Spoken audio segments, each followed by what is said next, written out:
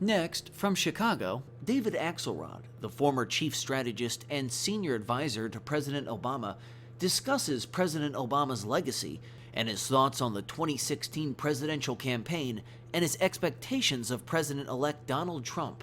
This runs about 50 minutes. Thanks, Jay. We should mention that my daughter Lauren lives at Misericordia, so I have a first-hand experience with Misericordia and the way it has transformed so many lives, including hers. So I appreciate you mentioning that. It's good to be here. It's a full room, which is a tribute to the great food here at Maggiano's. Wherever I go, there's a second potential explanation. Wherever I go, support groups break out these days. So I thought there may be an element of that as well. It is great to be here. Jay mentioned that I was a reporter at the Tribune, and that's really where my life in Chicago began. And there are many people in this room who I've known from that period of time, old friends, and it's great to be with you. I should note Kirk Dillard here because I want to share a few reflections about my friend the President. I don't think there's anybody in this room who's sacrificed more for Barack Obama than Kirk Dillard. He had, I mean, I don't mean this in a, Kirk had the character and the decency to say some kind words about a colleague with whom he had a good working relationship, and allowed us to tape that and use it in the 2008 campaign. And he paid a price for it, quite frankly. It probably cost him 2 opportunities to become governor of this state. And it says something about him and the kind of politics, frankly, that I think we should all want to lift up and embrace, that he was willing to say, even though we disagree, and even though we have philosophical differences, I appreciate Barack Obama as a colleague, I appreciate him as a person, and I'm willing to say so. So I just wanted to note that.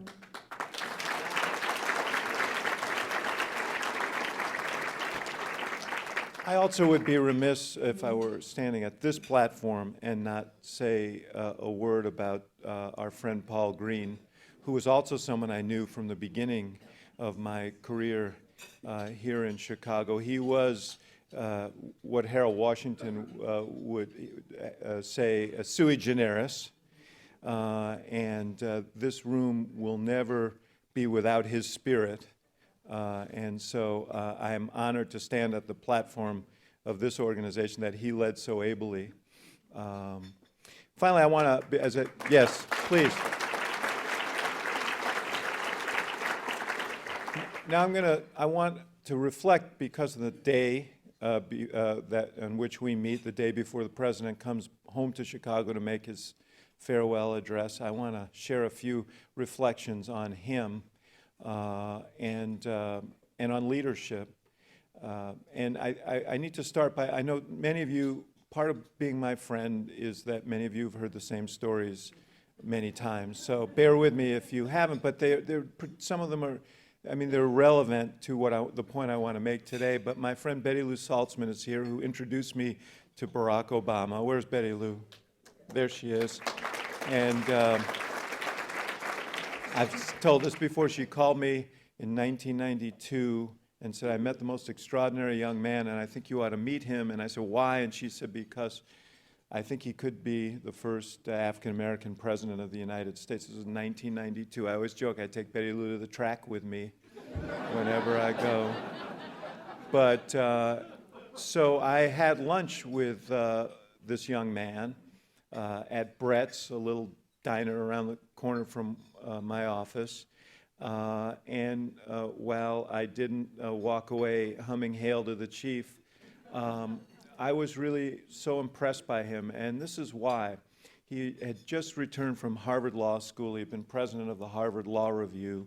It could have written his ticket anywhere. Any corporation, any law firm would have welcomed him and lavished all kinds of rewards words on him for coming. And instead, he came back here to run a voter registration drive and to practice civil rights law and teach. And in that lunch, he talked to me about the possibility of getting involved in politics and running for office. And it was very clear that why he wanted to do it. You know, the world of politics divides into two groups. There's the larger component of people who run for public office because they want to be something. And then there's a smaller and more admirable core who run for public office because they want to do something. He was clearly in that group of people. He saw politics and public service as a service, as the vehicle by which you could do something for the larger community, that you could focus on things larger than yourself. And as we stand here the day before he speaks to us, the thing I'm proudest of is that he's never lost that value. That's always what animated him, and it was so important in a president of the United States who took office at a time in which we were faced with the greatest economic crisis since the Great Depression, 2 wars, 180,000 troops in Afghanistan and Iraq, and myriad problems. I remember meeting at the transition office a little more than 8 years ago, in which we got the briefing on the economic crisis, and one after one after one, his economic advisors reported on just how serious the situation was, and everybody looked at him, this newly elected young president, to see how he was going to handle the news that we were faced with the greatest economic crisis since the Great Depression. And he said, well, I guess we can't ask for a recount, so we have to figure out what to do. And in that room, the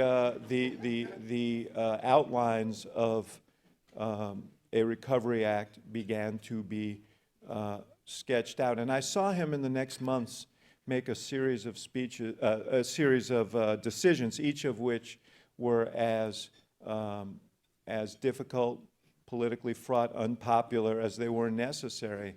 The Recovery Act itself, which had deep opposition because the country already was reeling from very high deficits. The decision to stand up the financial industry, which, as Tim Geithner described it to us on that day in December of 2008, was locked up and could collapse. And then the decision to intervene to save the American auto industry, which now seems like a no-brainer as the auto industry is thriving, but on that day was so unpopular that even a majority of voters in Michigan were opposed to that intervention. And in each and every case, you know, I was a guy who had to brief him on the politics, on the polling and political ups and downs of these things, and he always listened respectfully and then just dismissed what I had to say. I always say I like him so much because he listened to me so little, because he saw it as his responsibility to do what he thought was right for the country. And that absence of fear of losing his own job, of losing his status, made him the right leader at a very difficult time when he was faced with nothing but hard decisions. I saw it again on the debate within the administration on the Affordable Care Act, and I know this is a fraught issue right now, and it's one that's being highly debated publicly, and I'll talk a little bit about that in a second. But, you know, I had my own concerns, and others did, about the Affordable Care Act and whether he should move forward on it, because I knew that 7 presidents had tried and 7 presidents had failed to do this. And I knew from my own study of the research and from the campaign we had just been through, I knew how politically difficult it was going to be. And we had some very rollicking meetings about this. And but ultimately, the president said, you know, if we don't act now, if we don't act in the next 2 years, it probably doesn't get done. If it doesn't get done, the healthcare system is going to continue to implode. We're going to see runaway inflation in healthcare spending. We're going to see millions and millions of more people without insurance. And it's, we have a responsibility. He said, what are we supposed to do? Sit here and put our approval rating on the shelf and admire it for 8 years? Or are we supposed to draw down on it to do things that are important for the country? And throughout that very difficult 10 months when we fought to pass the Affordable Care Act, he kept us going when others thought we should fold. I remember, and some of you have heard me say this, but I'll never forget it, a discussion I had with him in his office in the summer of 2009 when the polling was beginning to take a big, steep downturn and the whole Tea Party campaign was beginning to take hold. And I said, we're taking on water on this. I wasn't trying to persuade him not to do it because once he was in, I was in, but he listened and he said, yeah, but I just came back from Green Bay and I met a woman who was 36 years old. She had 2 children and a husband. They have insurance, but now she has stage 4 breast cancer and she's hitting her lifetime caps. And she's terrified that she's going to die and leave her family bankrupt. And by then I could feel his hand in my back leading me out of his office. But we stopped by the door and he said, that's not the country we believe in, so let's keep fighting. And a few weeks later, one of my colleagues was raising the issue of whether this could be done, and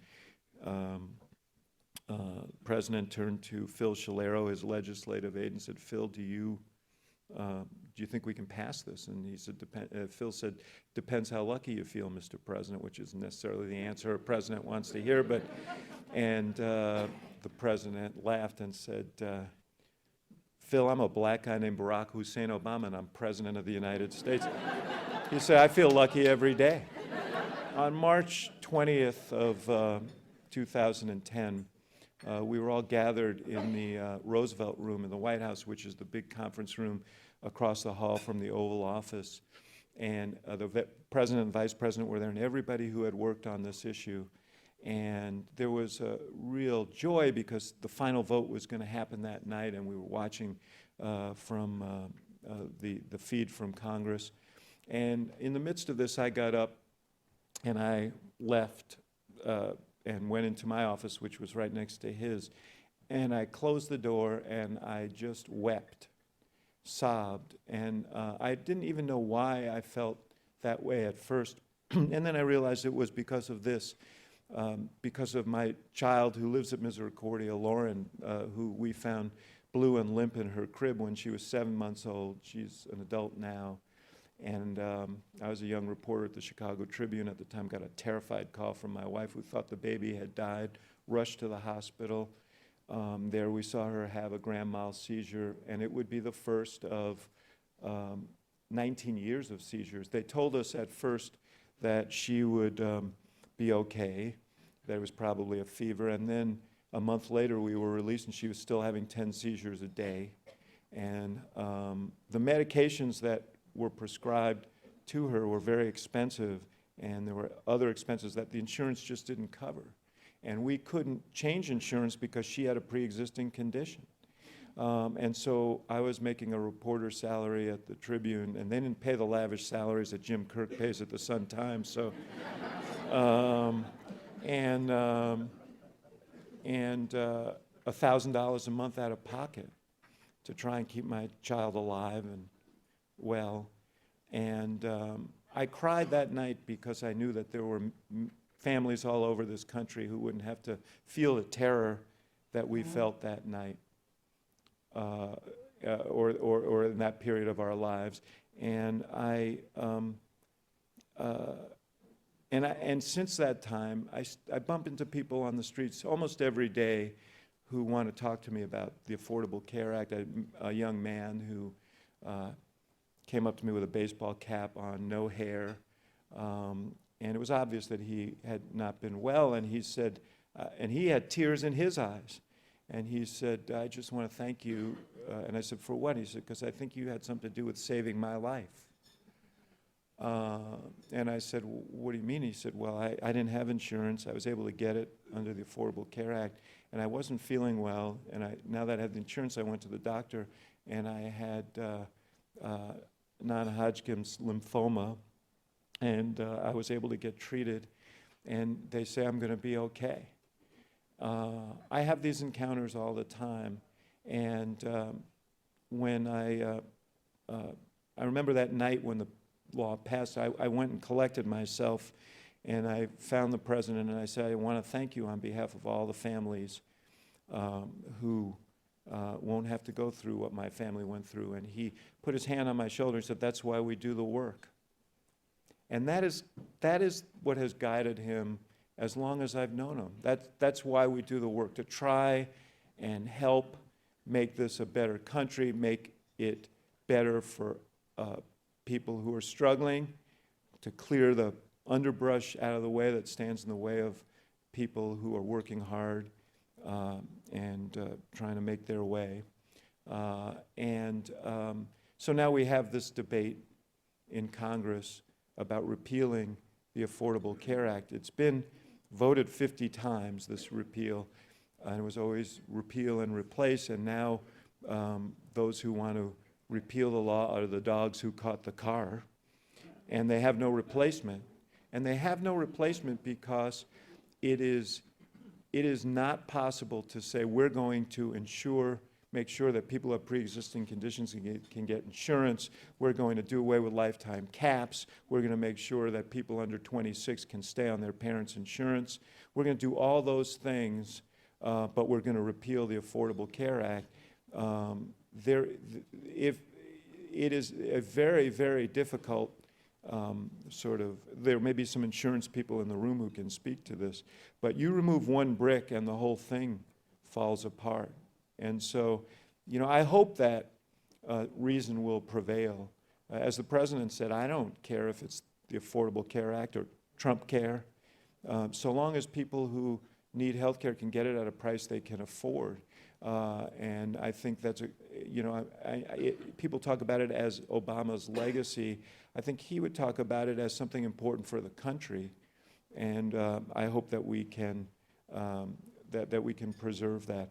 But the larger point I want to make is that character matters in leaders, and I can speak at length about specific accomplishments. I think the Affordable Care Act is one, saving the country from the worst crisis since the Great Depression. Economic crisis is another. Saving the American auto industry is another. Using the Affordable Care Act to plant the seeds for a renewable energy industry that is now strong and getting stronger and will be important in the future. Using the Affordable Care Act to promote healthcare IT so we can connect our healthcare systems and become more efficient and effective in dealing with there are a whole array of things that that this president will be remembered for. But I think the thing that he will be remembered for most, and should be, is the dignity and the honor and the thoughtfulness and grace that he brought to this office.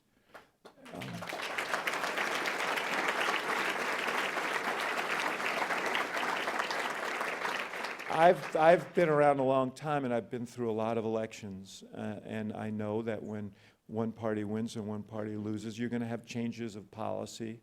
I accept that that's democracy, but it only works if our institutions are strong, if we have respect for them and each other, and that relates to my point about Kirk. And so my fervent hope moving forward is that somehow we find a way at a time when our institutions are all under assault to recapture that spirit. Because without that, then democracy, forget about the Democratic Party, then democracy is threatened. Now, having said that, and I want to get to your questions, I was moved, as I always am, when the national anthem was played, particularly when it's played by trumpet.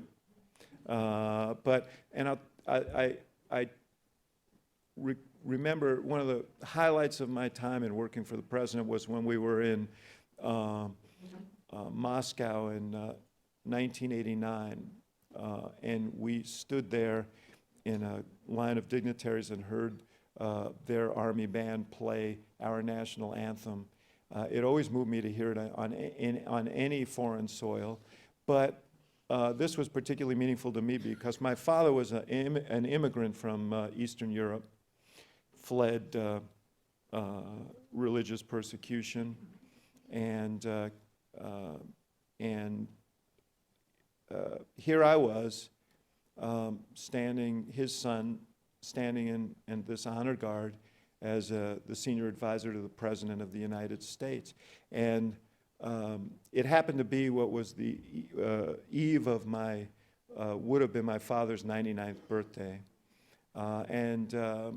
It was so moving for me to think about the journey that he took, very, very difficult journey, he and his family, to get to America because they believed so deeply in what this country stood for. And I still believe in that. I think most of us believe in that. And that's worth fighting for because it's something special. Sheila Kennedy's here. Her father-in-law, Robert Kennedy, was one of my political heroes. And he said, the future's not a gift, it's an achievement. We have to work for it. And we have to work for democracy.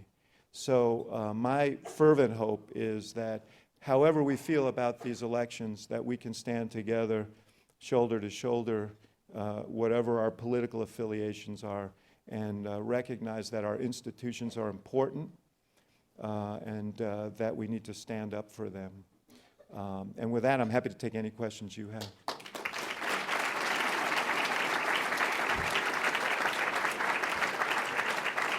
Thank you, David.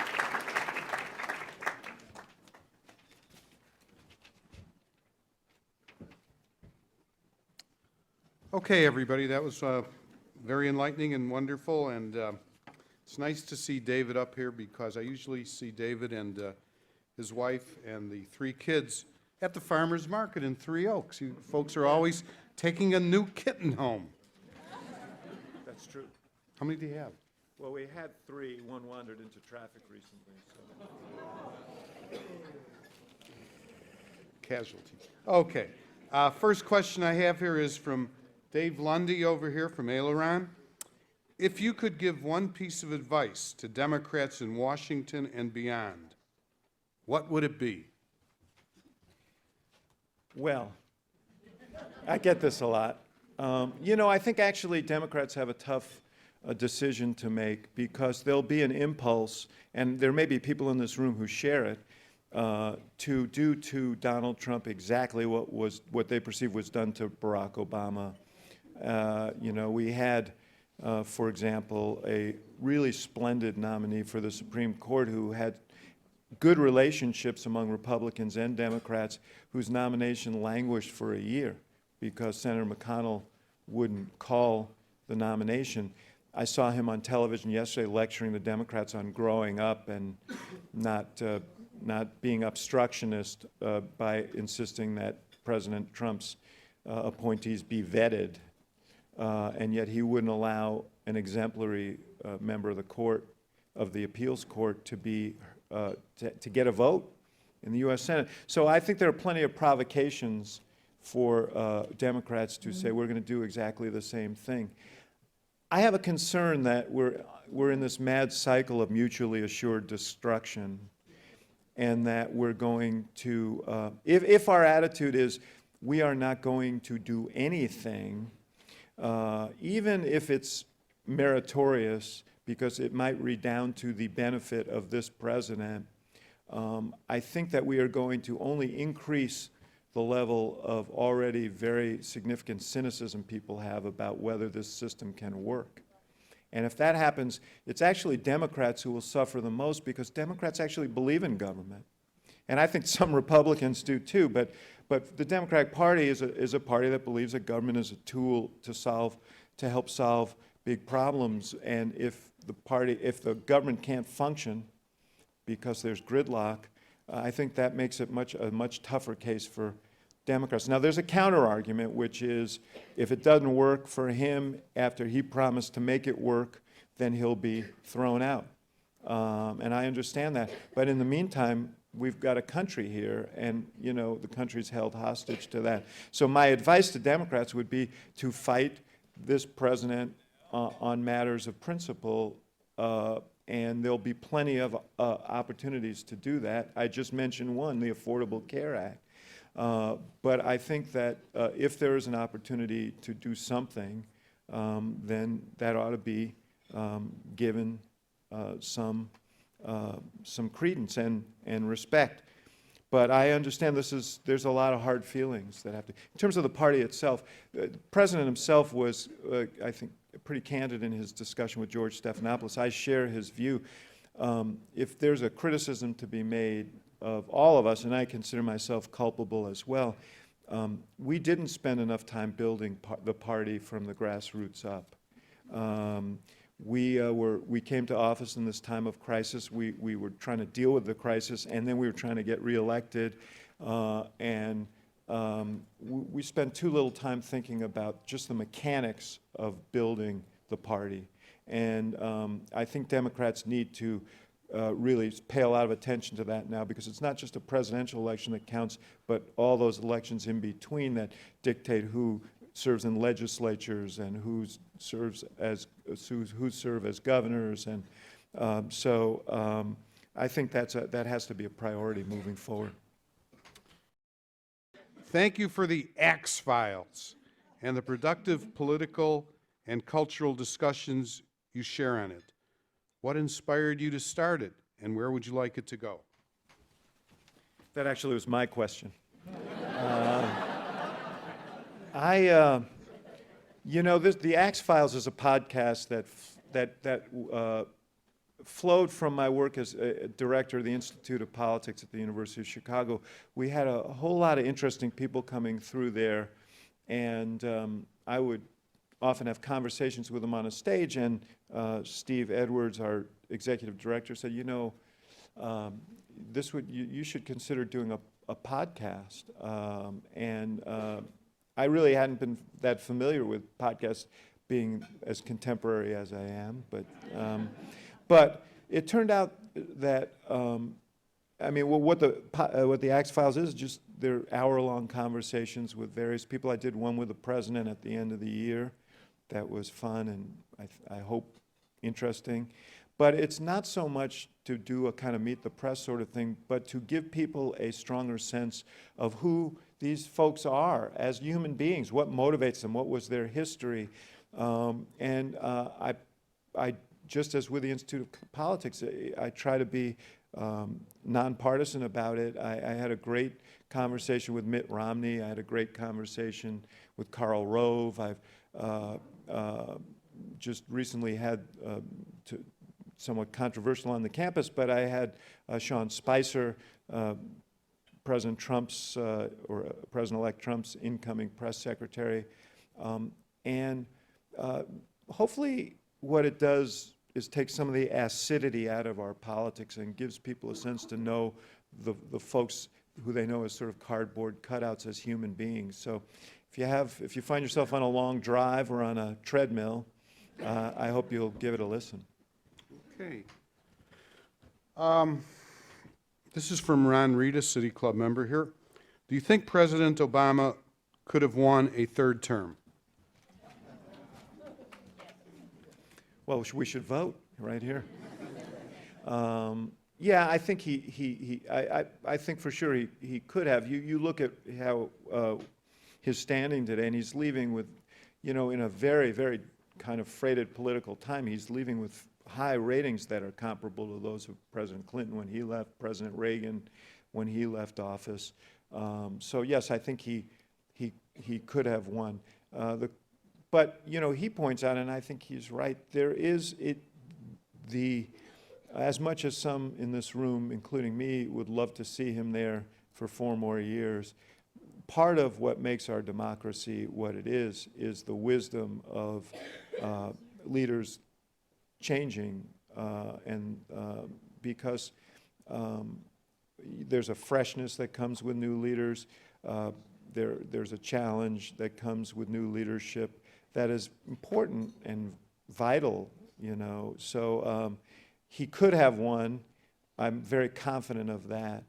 And to be honest with you, I think, well, yeah, let's leave it at that. He could have won. He could have won, but, you know, I also embrace the notion that we have a good system here, and we need to live with that right now. We have a good system here, too. We try to get in as many questions as we can. Sorry, I'm fighting you. No problem. Ashvin Ladd down here. Is there one piece of advice that you gave to President Obama that he dismissed that you still say when you see him, "I told you so"?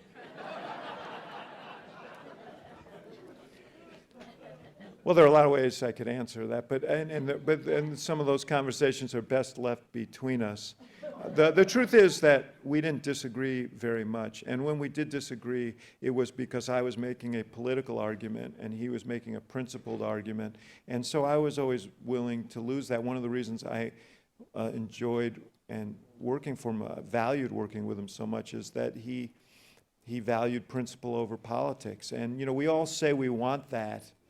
But when you get someone who actually does that, you know, people get uncomfortable. You know, they say, "Well, gee, that wasn't very politically smart." Well, you know, no, it was just the right thing to do.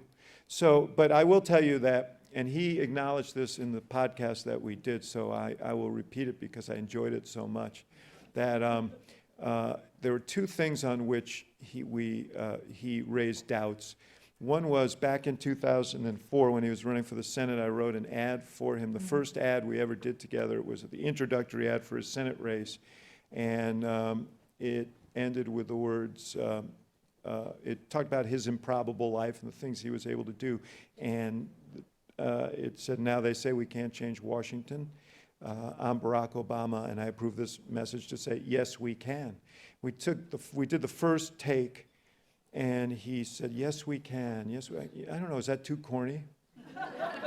And luckily, Michelle was there. She came to see him tape this. I see Marty Nesbitt here. It was at his house that we were taping the ad, and Barack turned to Michelle and said, "Is that too corny?" And thank God she was there, because she just shook her head, not corny. And so he said, "Okay, let's go," because he wasn't sure about my advice, but he was pretty sure about hers. So that was one, and the other was when we showed him the logo that would become the sort of iconic logo of the Obama campaign. He said, "That's terrible. That looks like Pepsi. We can't do that." And I said, "Well, we're announcing in 2 days, so we got a lot of stuff printed up, so let's live with it for a while." So he acknowledged that that was a mistake too. So I very much enjoyed that. Very good. Okay, I'm combining a couple questions here. Brian Bernardoni from the Illinois Association of Realtors, and Zach Kautsky. Zach, where are you? It's the labor question, local 881 UFCW. I think he's got all these alumni things here. Basically, their question is Valerie Jarrett a potential candidate for office? And what do you think is the best path to defeat Governor Rauner?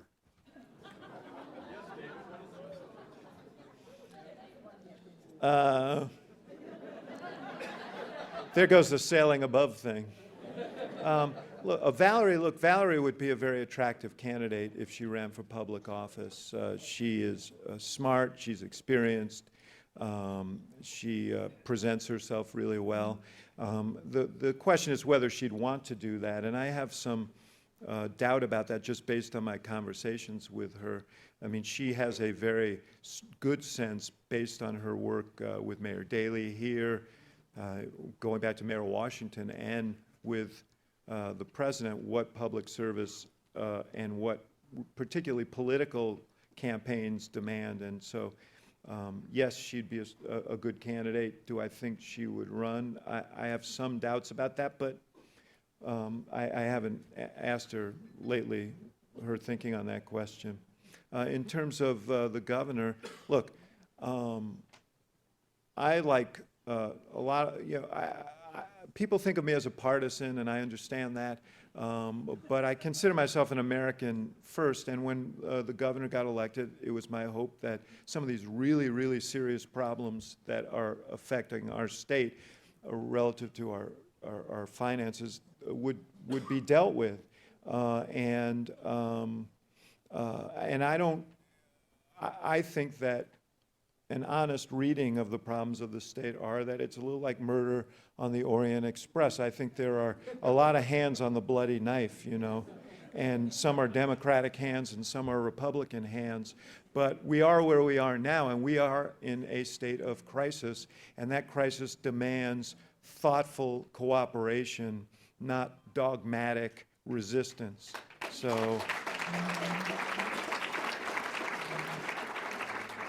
I mean, I think anyone who can come along and offer not a partisan candidacy, but a candidacy of reconciliation, redemption for the state that is in a state of crisis, is going to strike a chord with voters. But they better come with the ability to raise a lot of money, because the one thing that the governor has going for him is a rather large cache of cash. So, This is from Ed Tracy with the Roxbury Road Creative. Can you comment on the impact of the vice presidential choices on this election? Because in the 30s, John Nance Garner described the vice presidency as being not even worth a bucket of warm you-know-what. yes. And look, I think that vice presidential choices can cost you. John McCain obviously suffered in 2008 for his choice. They don't necessarily help you. And, so there is a do no harm aspect to choosing a vice presidential nominee. I will say as an aside, the choice of Joe Biden was a great choice. And less because of what he did for us in the election, but because of what he did for the country for the last 8 years. He was the guy who ran the Recovery Act, for example, and $800 billion were spent with nary a trace of scandal because of his assiduous leadership. He was a strong voice within the councils of the administration for the middle class. He took on some tough assignments overseas. He's a great guy, and I'm really proud to have been there with him as well. But I don't think vice president, people vote for the person on the top of the ticket. And I don't think that the vice presidential choices, now in Donald Trump's case, the pick of Mike Pence probably settled his party down a little and was helpful in that regard. But in terms of voters, I don't think people go into the booth and say, I'm not sure about that guy, but I sure like his VP pick. It's just not the way it works. Okay. This is from Edward Hoffman. Ed, where are you? Okay. Why did President Obama wait so long early in his administration to realize that the congressional Republicans were not going to go along with him on anything he wanted to do? Well, we got that lesson early because of the Recovery Act and the fact that on the day that he went over to talk to the House Republicans and ask for their support on the Recovery Act, they issued a statement before he arrived saying that they were going to vote unanimously against it. Look, I think what happened, and I'll get back to this question in a second, maybe I'll ask one of you in exchange, but what I really regret is that I understand it, but I regret the strategy that was employed by the Republicans when this president got elected. Remember, he got elected by a very large margin, won by 7 points, much larger electoral margin than we've seen in the last election, and swept in large majorities in both House and Senate. And the leadership, and particularly Senator McConnell, their judgment was, look, the core message he brought was, I'm going to get Republicans and Democrats to work together to solve problems, and the country responded to that. And if we allow that, if we become his partner, particularly in solving these big problems that are going to require unpleasant votes, we're not going to get our seats back. And so there was a policy of resistance, and it forced the president to do almost everything on a partisan basis. There were some issues on which we could pick off a few votes, but it started the cycle that has continued to this day, and I think it's an unhealthy cycle. The implication of the question is that somehow he should have done something else. And I don't know what exactly the suggestion is that the president should have done. If he had, I know we waited, we tried to get, because we thought it was important, bipartisan support on the Affordable Care Act, and we waited longer perhaps than we would have to pass that bill. But I don't regret that, because I think it would have been important if we could have gotten Republican support. And I will tell you, there were a lot of Republicans who said, I'd like to help, but you'd have to get 10 other Republicans because we're under a lot of pressure not to agree. There were people who supported a plan just very similar to the one that was passed when they were in the Senate in the 1990s as an alternative to the Clinton health care plan, who, the president said to one of them, well, we agree on 99%, can't you be? Not unless you can get 10 others, because I don't want to stand out there on my own. So it was disappointing. But I don't regret the effort. Again, I think we need to try and reinvigorate this notion that we can work together and we can compromise, and no one's going to get 100% of what they want. But if we just take the attitude that one party is just going to mow over the other party serially, we're just going to continue down this road, and I worry about where it leads. Okay. Try to combine a couple of questions here. Steve Schwab. Steve, where are you? Steve, you're not a City Club member. We encourage you to join. He wants to know, but it's a great question. Do you think the Republicans would rather have Governor Pence as president? And do you think the president-elect will fulfill his term? And then Chester Kropodlowski, retired CDOT employee, has a similar question. If Donald does not deliver on his multiple campaign pledges, will he lose his base? And if so, would the Republican Party support him for a second term? Well, I think it's fair to say that it's not love that binds a lot of Republican politicians to Donald Trump.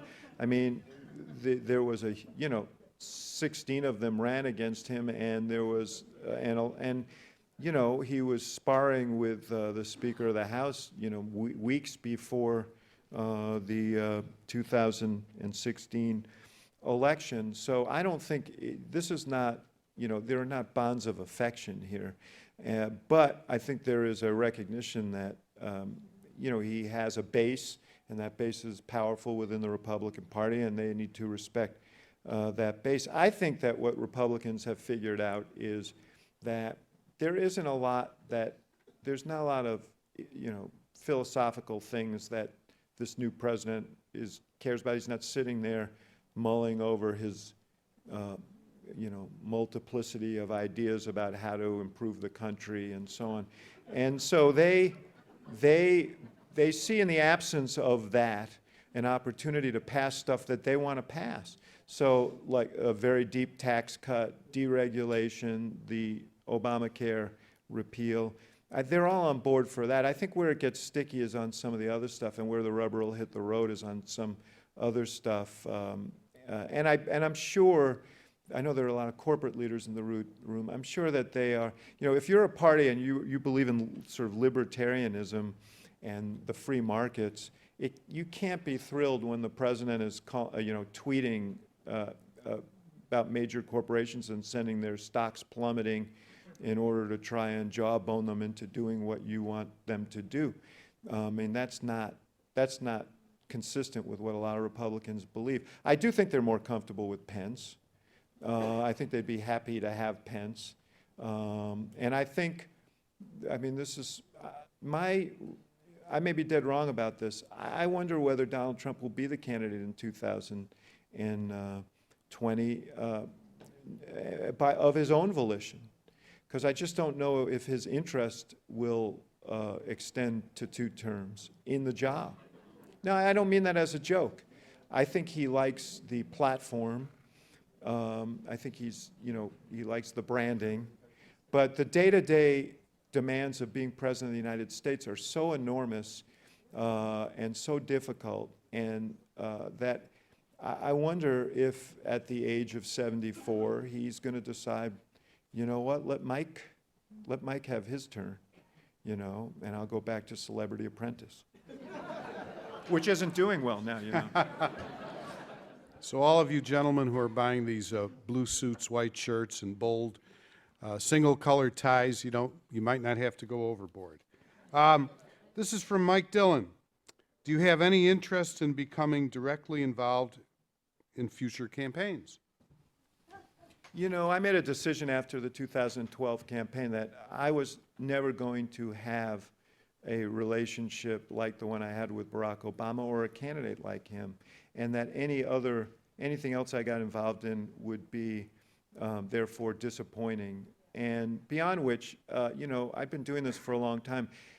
People, unless you've been in campaigns, and I know there are people who have in this room, and presidential campaigns in particular, have no appreciation for the psychological, emotional, and physical toll they take. And my family made a lot of sacrifices for my career, and now I want to make sure that I have time to spend with them. I have one grandchild now and another on the way, and it's the greatest thing ever. And so my best use is to try and inspire younger people to get into the arena, and that's a chore right now because the political system isn't looking all that appetizing. And one of the things that has encouraged me relative to the campaign is I do hear a lot of people saying, you know what, I can't sit on the sidelines anymore. I'm going to get involved. I want to encourage that. Okay, we have time for one last question. And the question is, what effect do you think the Russian hacking affected the election? And the second question, how important was Kellyanne Conway to Donald Trump's election? Well, I think she would say very important. Look, well, let me answer that one first. She and Bannon and that crew came in, and I think the thing that they did, she traveled with him. I think that they somehow were able to impose some discipline on the whole tweeting thing, which was really important. And I think, honestly, it's vitally important now because, I'm a little worried about this steady stream of, when I had Spicer, I said, do you know what he's going to tweet? He said, no. And I said, I don't know if you sleep, but when you wake up in the morning, do you wake up with dread, looking at your device to see what your boss had tweeted that night? It's a serious business because the things that presidents say can send armies marching and markets tumbling, as we've seen. And so I hope that they can impose some discipline on him after January 20th. But in a period of 3 weeks, from the end of the debate to the election, they did a good job of that, and he didn't get in his own way. And I think that was a great contribution to his election. In terms of the hacking, clearly it was an element of what contributed to Hillary Clinton's defeat. I mean, Donald Trump routinely quoted the WikiLeaks leaks. So, they weaponized those leaks in the campaign. So it's insane to suggest that it didn't have any impact at all. It did have an impact. Jim Comey had an impact. But having said all that, this was an eminently winnable campaign. And I think that the thing that I would be critical of is that it was a very tactical campaign, and the message that was sent from the Clinton campaign was, we've got young people, we've got minorities, we've got women, so you working class white guys, we don't need you. You're not part of this. And that was I don't think it was done wittingly, but I think that was the effect. And it made Donald Trump's job much easier in terms of scooping up those disaffected voters who already felt like they had been left out. And we appeal to many of the same, all the same constituencies that Hillary Clinton was targeting in this campaign as supporters. But we had an overarching message that spoke to the whole country, and it had an economic component to it that was very important to middle-class voters around this country. And that's why Barack Obama carried 200 more counties than she did. And when you look at some of these results, Lucerne County in Pennsylvania, Scranton, where Obama won by, I think, 5 points and Clinton lost by 20, or around Macomb County in Michigan, very famous white working class enclave, Obama won by 4 points in 2012 and she lost by 12. And there are examples like that all over. So she could have survived the hacking, Comey, if there had been a strong message that spoke to the entire country, and particularly to those voters. Didn't mean she didn't need to talk about the other, that she shouldn't have talked about the other things she was talking about, but you can't say to people, we don't need you, and then expect them to support you. Thank you, David. Everybody, how about a...